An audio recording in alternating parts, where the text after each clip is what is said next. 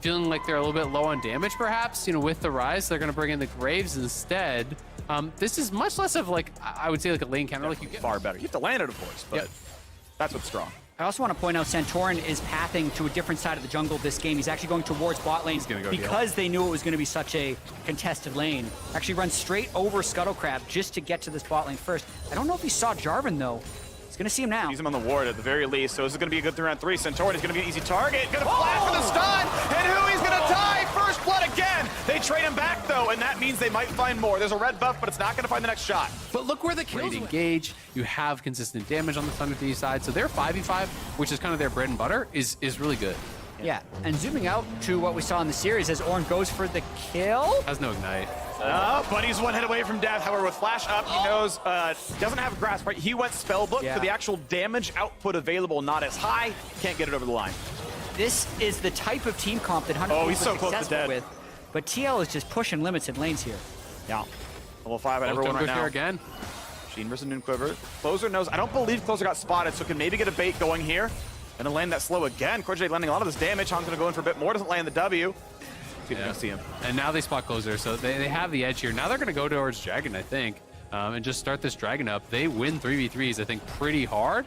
It's very difficult for Closer to engage into the Volibear here. And if you do step too far forward and you get stunned into a silence route, you know, from the Soraka, it's so tough. And you can see that TL is just kind of defending this choke here, trying to keep them back, now turning onto the Dragon. Bjergsen has just been defending that river entrance as well for so long. We could still see a fight. Oh, it was close. Close and not able to get it though. Realmore coming in from behind. They got the flank. They're going for the execution. The dive over. Hansama gets right back out, and who he's gonna fall. 1-0. Team Liquid just better. The fights are so close here, but it really does look like TL just What they want to do with this composition is very straightforward. You have two forms of engage here. The knockup. He's got a flash and the heal needed. Shockwave gonna land, and he's just not gonna take enough damage. Flash in for the root. He just waits for the setup, and it's not a flash safety in time, so both mid laners will die. However, Closer running low on health, smited for a slow. Doesn't have any way out. The shield buys a second. Is it gonna be enough? Santorin can't get in range. He's gonna get out. But there's the ignite, the follow through. Does Someday have it? Ignite still burning him. The flash W. Someday puts on the lane king. He'll take it with the red smite, and it's down to 2400. Santorin's still not in range just yet, but reinforcements are coming. Down to 2K. You can still try to burn this one in time. The I+ fight will get it, and he gets it. But how about the rest? Because they got to run away. Lippo gets knocked up. The man's got no flash, he's got no ult, he's got no life, he's got no chance. And that should be the Herald I picked up. Big secure. They're not going to. They're going to try to look for a steal, I think, maybe, but no, they're just going to give it over. They're going to fight at third Dragon, I guess. Very back up. Boulder and Rise. Rise is close. He can run up in. Blast cone. Vision not seen nowadays. The TV's going to come out to make it a little bit safer. Tidal Wave not going to land at the primary target, but the bubble's going to. That means Bjergsen can't get any damage across. Now Santorin on the way out could always ult if he needs to, and does so. You cannot shockwave through that. He's unstoppable during it, so always able to get out. But like holds the cooldown.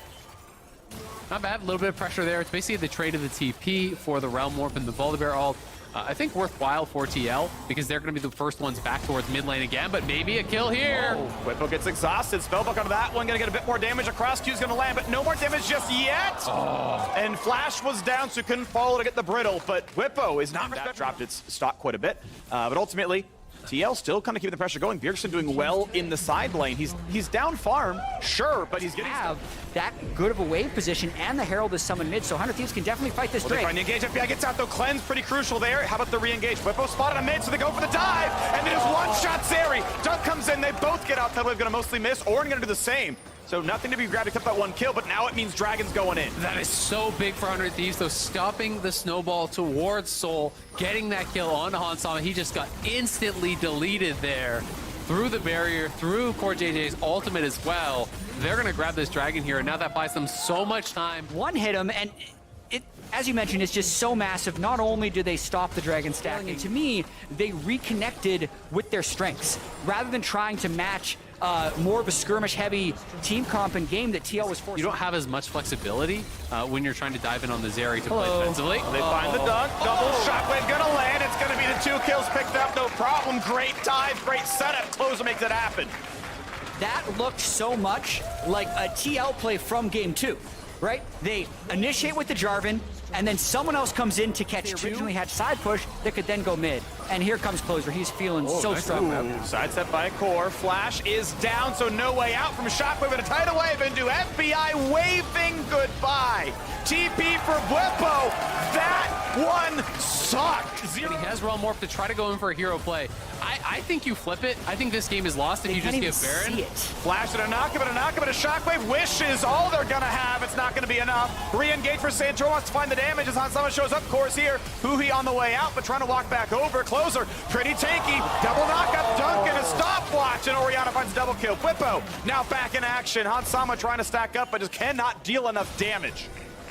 Beautiful use of the Zonias from Jarvan right there.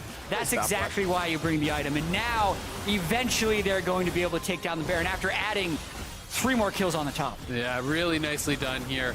Just turning, not gonna flip it there. Of course, it would have been an incredibly low chance. You know, Bertrand would have had to reveal with the Realm Warp and then go in and find the timing. But it's a really low percentage play. But with that, 100 Thieves fully in the driver's seat here, looking good. A solid defense by 100 Thieves, not even thinking about flipping the Baron.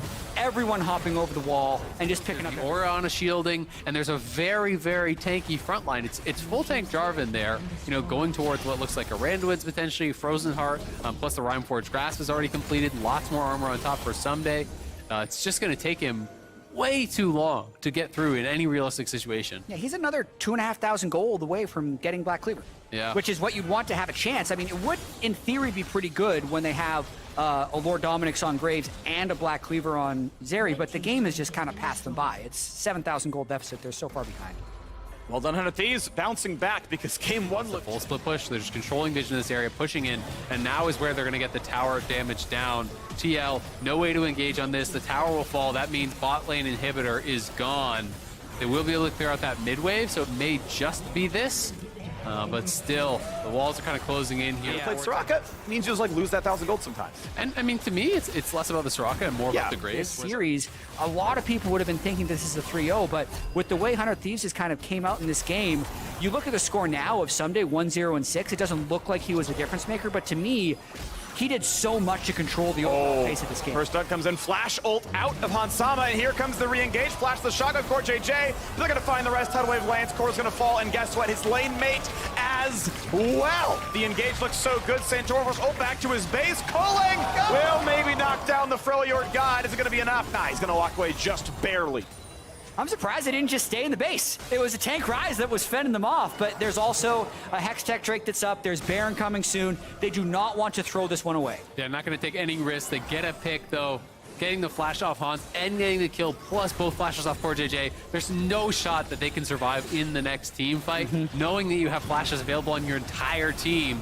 So 100 Thieves, playing it safe, playing it steady, going to knock down another inhibitor here, and then likely just back off to pick up Baron. I actually really hate this call by 100 Thieves. Like, they're still, in 98% of cases, they're winning this game, but in the 2% they've just created. Just an interesting choice. It's a very confident choice, but I think a little reckless. Well, they're going to try, not going to find the knockup out of Someday. There's the double shot into the Shockwave. That was beautiful by Closer, and it's going to mean everything. The dunk comes in late. They find number 4, and they found their 98th percentile. Everyone's going to be gone. Bjergsen left alone in the base. They could pad the KDAs, they can go for the turrets, they can do whatever they want. But a 30-minute victory is coming through. 100 Thieves fight back in this series. We're going to game 4. Then will we find a last kill? They go to walk up. They force the Zonias. The Nexus falls. And 100 Thieves breathe new life into the series. That is gonna